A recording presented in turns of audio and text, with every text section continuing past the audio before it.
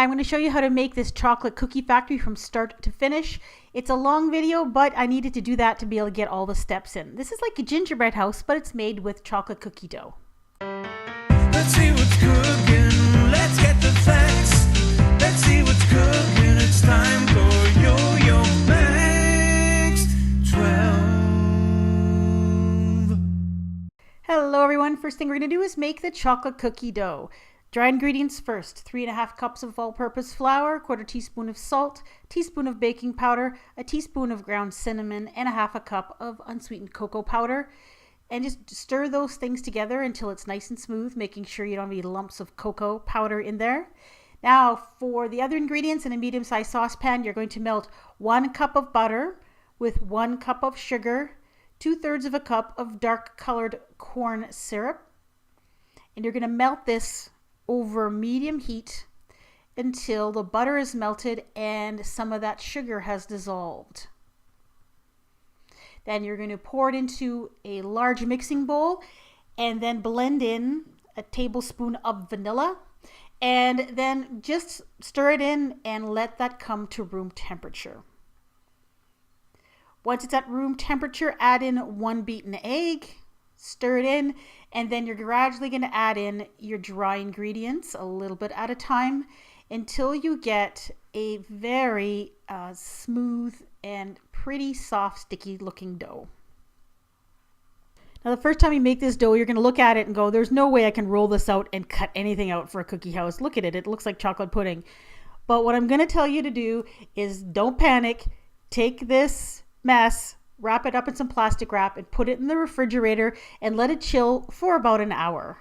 This is where I found the idea and the template to make this chocolate cookie factory. I found in this magazine years and years ago, 2003. And here are the template pieces that were in the magazine. I cut them out of the magazine. And what you have to do is take those magazine pieces and enlarge them 200% to get your template that you can use to cut out your pieces with. Now I'll put a link in the description box below where you can find this template so you can print it out yourself and cut out your own template pieces. Just make sure when you're done that each of those squares is a 1 inch by 1 inch approximately. Now there's the dough out of the refrigerator, and I told you you'll be able to roll it. It's still a little bit sticky, but it certainly is workable. Now you can try to roll this out with a rolling pin without parchment, but it does get quite sticky quite quickly as it warms up. So the best thing to do is to roll it out between pieces of parchment paper. Very easy and not messy at all. And once you get it rolled out, you're going to cut out your pieces. Now for the roof pieces, you want the dough to be about 1/8 of an inch thick. You want it to be thinner because you don't want the roof to be too heavy. So you cut out your pieces with a sharp knife, and then you peel off that template. Now you'll notice that the first time I tried this, it stuck like crazy. So all I did was spray the paper template pieces with some cooking spray. Made them greasy looking, but they didn't stick. As you can see here, it peels off quite nicely.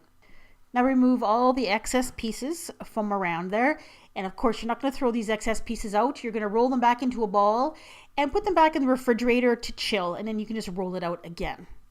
So here are the roof pieces. As you can see, the way I cut them out, they're kind of stuck together.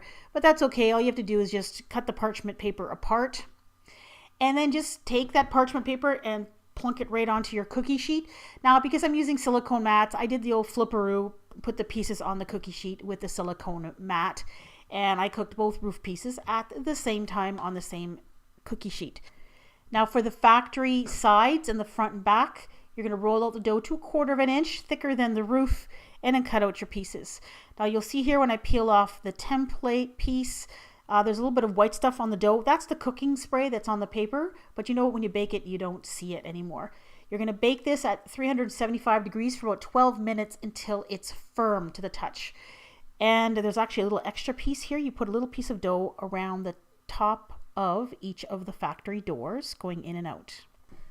Now after baking for about 12 minutes, I put mine in for closer to 15, 16 because I'm using an insulated cookie sheet and a silicone mat, which always increases your baking time a little bit with cookies. Take them out of the oven, and while they're still hot, you're going to put that template back on the cookie, and using a sharp knife, you're going to trim off any excess where the cookie has spread during baking. This crisps up the edges a little bit, makes it look better, and make the pieces fit together nicely when we assemble. You'll notice that the windows here have a tendency to curve in a little bit. It just makes it look a lot better. You need to do this while they're hot so that you don't crack your cookies. Now, the important part here is after you're done trimming, you're going to take these and put them back in the oven at 375 degrees Fahrenheit for another 2 to 5 minutes or so. Depends on whether you're using an insulated cookie sheet or not. You need to bake these again so that they get nice and crisp and nice and dry. You don't want to underbake them because you want them to be nice and solid when we assemble the cookie house. Just keep an eye on them so they don't burn. Now onto the windows. You'll need about 25 large hard candies or 50 of the small ones. That's what I had. You're going to put these on a cookie sheet very close together in an oven at about 300 degrees Fahrenheit until they melt all together. Oh, and there are my cookie pieces cooling on my wire rack. Make sure those are nice and cool before we assemble. Now, once you take your candy out of the oven, it's all melted together.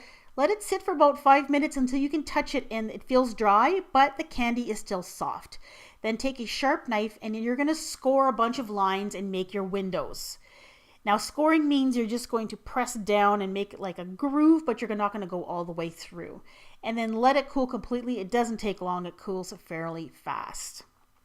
Then, once your candy is cool to the touch, all you have to do is just pick it up and it should break right along those score lines. Sometimes better than other times. And once you get your window pieces, all the excess pieces that you have, all you have to do is just gather them all up together in the middle of the cookie sheet, and you can just put them back in the oven and melt them again if you need more window pieces. Okay, now we're going to make the royale icing, which is going to be the cement that we're going to use to put all our factory pieces together. So in a large mixing bowl, that's a half a cup of meringue powder. To that, I added 2.5 ounces of warm water. And then I just blended this on slow until it was combined. And then I put the mixer up to high and I whipped this until it turned nice and white and fluffy. And then I added a pinch of cream of tartar. Continued to blend. And then I added in 1/4 cup of unsweetened cocoa powder and continued to whip this with the whisk attachment. And then I gradually added in 1 3/4 cups of icing sugar. Now you need to add as much icing sugar as you want to get the texture of frosting that you like. You need it to be thick enough so that it holds its shape when you pipe it, but you don't want it to be too thick so it's too hard to pipe. Now this is probably a little bit too thick, maybe just a little too thick. Now the one vital thing about royale icing that you need to know is this stuff hardens really quick when it's in contact with the air. So make sure you keep it covered with a damp cloth or with some plastic wrap so that doesn't happen. So I put my frosting in a piping bag and I'm just piping around the windows, adding some mortar or some glue so we'll be able to stick on our window pieces. I just press down gently so it sticks. And the same thing with the other one. Now, if the candy is a bit wider than the window, it doesn't matter because you're not going to see it. When you flip it over, this is what you're going to see. Some lovely red glass windows. Then set your pieces aside and allow them to harden up. It doesn't take very long. This frosting actually hardens pretty quickly. So maybe a half hour to an hour, you should be ready to turn them over and start to draw on the window panes. Now, I changed the piping tip to a small writing tip. And then I just drew on the window pane lines. And then after I was done that, I put a small star tip on the piping bag and then just drew around each window to make like a window frame. And you'll see the veins popping out of my arm there. This frosting was really thick and you had to really squeeze hard to get it to come out properly. Now for window shutters, you can use a lot of different things. You can use wafer cookies, you can use graham crackers covered with chocolate. What I did is I took some of that extra dough that I had and I baked up some shutters. So I will put in the description box below all the instructions how to make this, and I'll put the dimensions that I used to make these cookie shutters. And I made them just like I did all the other pieces in this. So stick those on. Now basically you can decorate these side pieces any way you want. I kind of went with this red and chocolate theme. I really like the two colors together. This frosting comes in a tube. It's a Wilton brand, and what's awesome about it is that you can attach the tips right onto the container, so you don't have to mix up anything. And when you're using small quantities like this is perfect. So I just piped on some decorative designs on the shutters. Now you can be as creative as you want. You can add all the different colors that you want on this. This is really up to you, and this is where you kind of make it your own. Now what I decided to do was add some melted chocolate on the bottom, and I added a line of chocolate chips. Now the important part to remember about this is when you're decorating the sides and the front of your cookie factory, you're going to have to let everything dry completely before you start to assemble. And here we go with the assembly. Now this is probably one of the hardest parts of the whole project, is getting these put together. If you can get help to do this part, that would be awesome. If you can get someone to help you hold pieces as you're assembling. If you don't have anyone to help you and you're by yourself, then all you have to do is grab a bunch of vegetable cans or soup cans and just use those to hold up your side pieces and your front pieces as you're putting them together. So I'm going to show you kind of a fast forward version of my assembly adventure here. Part of the problem I had here is I didn't allow them to dry completely, so my shutters with the little design on them, I kept touching them and smudging them. So if you let everything dry, you won't have to worry about that. And you will see here, I was trying not to put soup cans where the shutters were, and as you can see, I had a couple of little minor setbacks, but ultimately I ended up getting it all together, as you can see here. Now once you get it together and the frosting starts to harden, then what I suggest you do is go in afterwards and just reinforce those seams. Yeah, and the little candy cane fell off. So that happens, you know, you kind of have to roll with it.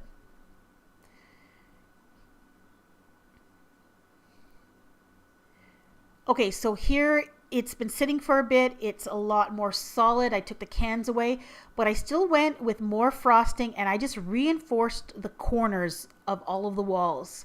You're not going to see inside, so if it's a bit messy with too much frosting on the inside, you won't see it, so don't worry about it. Now it's time to put the roof on. So I used some more of that frosting around the edge, and then gently placed the roof pieces. So you're going to place the roof pieces and very gently press down, and then the same thing with the other side. This piece bubbled up a little bit while I was baking it. I don't know why, but you won't see it because we're going to put some roofing tiles on there. And then you're going to put some more frosting on the top seam, and then take the time and go around and add frosting and fill in any gaps that you might see under the eaves of the roof. And I kind of flattened it with my finger just to make sure it looked neat. Then, this is so important. I don't know how many times I can say it. You need to let this house sit for at least 8 hours to harden completely. Let your house sit for at least 8 hours to dry completely before you go on to the next step. I've had a gingerbread house disaster because I was in too much of a hurry and I was trying to get everything filmed all at once. Let the thing dry for at least 8 hours before you go on to the next step. Okay, I think the point has been made. Okay, there's my house. It has been drying for at least 8 hours. I did this the next day, and now it's time to put on the roofing tiles. Now you can use whatever kind of candies you want, but because I'm going in the chocolate lover's dream or chocolate factory kind of thing, I'm using chocolate candy melts. And I'm using some dark and some light candy melts. And I kind of put them in a random kind of a pattern. Now, just like real roofing tiles, when you're going along a row, you may get to the edge of your roof and you might have to cut a tile in half to make it fit. So I just use a pair of kitchen scissors and cut the candy wafer in half. And then you put on more melted chocolate for the next row. And the next row is going to be offset a little bit. Just like real roofing tiles, you're going to put the candy melt so that a candy melts line up in between the previous row, as you're going to see here. So I'm just going to let you watch me assembling this roof. And you will have some half pieces.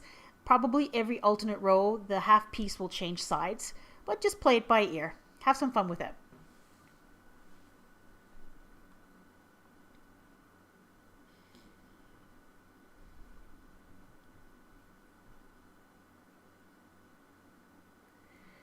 So you're going to keep going all the way to the top. And you might have to cut your candy melts in half for that last row, but actually it worked out pretty good for me. I ended up going right to the top and it was perfect. Now for the chocolate cookie sign. One of the pieces in the template is the factory sign. I covered it with chocolate. I took it out, let the excess drip off. And the part I didn't show here is I took a pastry brush and I brushed it back and forth to get rid of the excess. And then I put it on a piece of wax paper to dry completely. Now our chocolate cookie factory, what it is you have plain cookies going in one end of the factory and they come out covered in chocolate and decorated. So you're going to need some plain cookies and some chocolate dipped cookies. So I took some regular sandwich cookies, dipped them into some chocolate, and then did a bunch of different colors of sprinkles. This part is up to you how you want to decorate your cookies, but I used about 5 chocolate covered cookies and 5 plain cookies for this chocolate factory. There's my sign, all nice and hardened, and as you can see there's brush marks on it. It looks like wood grain, which I kind of like the effect. Then I put some white chocolate candy melts in a Ziploc bag, melted it, cut a teeny tiny corner off of the bag, and then drew on chocolate cookie factory. Now, if you don't want to freehand this, you can just take a toothpick and maybe just lightly draw on where the letters will be onto the chocolate before attempting to add the white chocolate. And I wrote Chocolate Cookie Factory on both sides of this sign. Now, part of the little scene is a little chocolate cart that has chocolate in it for your factory. These are chocolate bars that are in segments. This is a Hershey's bar. So you're going to break one Hershey's bar in half so you have a 6-segment portion. Put chocolate all around the edge, and then you're going to take 3 segment portions and put them on top and then line them up and just add chocolate. I'm using chocolate candy melts because they're so easy to work with and they harden nice and quick. And put them on there, and then you're going to let this harden. Once it's hardened, flip it over, put a little bit of chocolate, and then you're going to add little chocolate balls. I'm using malted milk balls to make wheels. And then you can put whatever you want in the cart. I'm putting some candy melt pieces just so it looks like it's chocolate ready for the factory.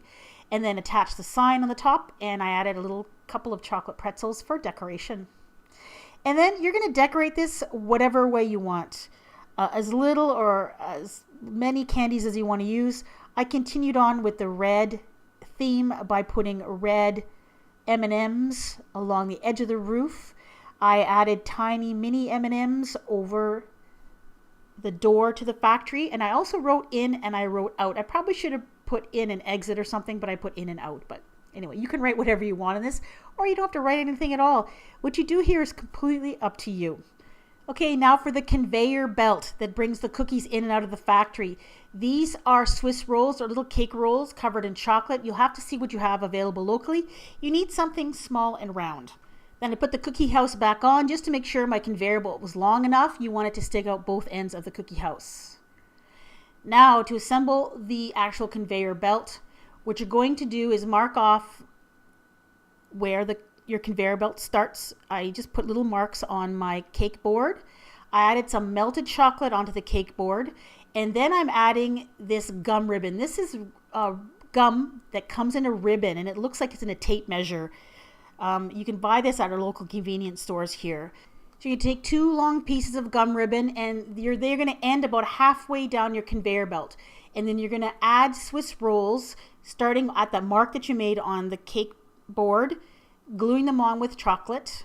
And then you're going to flip those 2 long pieces of gum over so that it looks like it's going over the rolls, and then flip them back, and you're going to break it off there. That is the halfway point of your conveyor belt.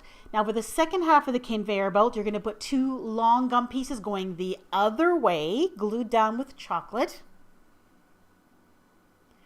And then you're going to add the remaining Swiss rolls to the end of the conveyor belt, and then flip those 2 long pieces back over, gluing them with chocolate, and then breaking it off in the center so that it lines up.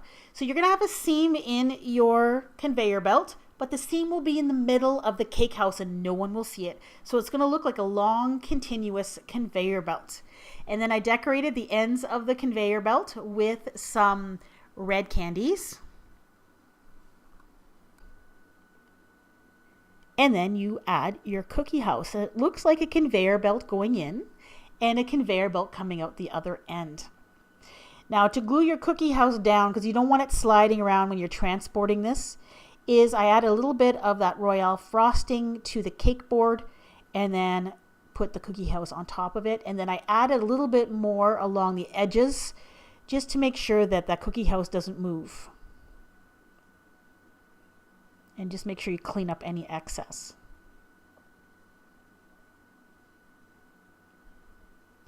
And then you're going to glue on your decorations using some chocolate. So you have a cookies coming out of the factory. You've got a pile of completed cookies. We have the plain cookies going into the factory, a little stack of plain cookies. We have the little cart with the chocolate in it. And I also made a little Christmas tree using a sugar cone dipped in chocolate and just put some candy sprinkles on it.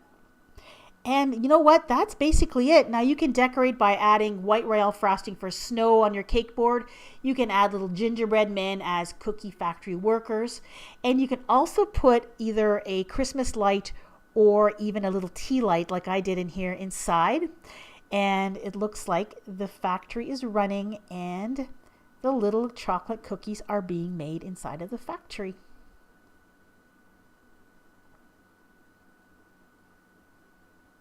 Now here's just a few photos of the completed project. You can just see some of the details. Now the actual magazine that I found this in, what they suggest what you do is before putting the conveyor belt and the cookie house on is you line your whole cake board with the cookies and cream chocolate bars, the Hershey's cookies and cream, so they're white with little flecks of chocolate cookie in it. That you cover the whole thing with those flat cookies and then you put everything on top. So you'll have like a white surface that looks like snow a little bit, but you need like 30 or 40 of them on the cake board. So that's quite expensive to do that way. So if you've made it all the way to the end of this 21-minute monstrosity of a video, I thank you very much. I was thinking about cutting the video in half and doing a part 1 and a part 2, but I always find these part 1 and part 2 videos kind of annoying because you have to look for the part 2 and sometimes it's not always easy to find, so I put it all in one video. Now if you're looking for another project that you may want to do, you can try this gingerbread log cabin, and actually the pieces of this are actually made with actual gingerbread logs that are stacked and glued together with Royale frosting. If you want to see this video, go ahead and click right on your screen or look for the links in the description box.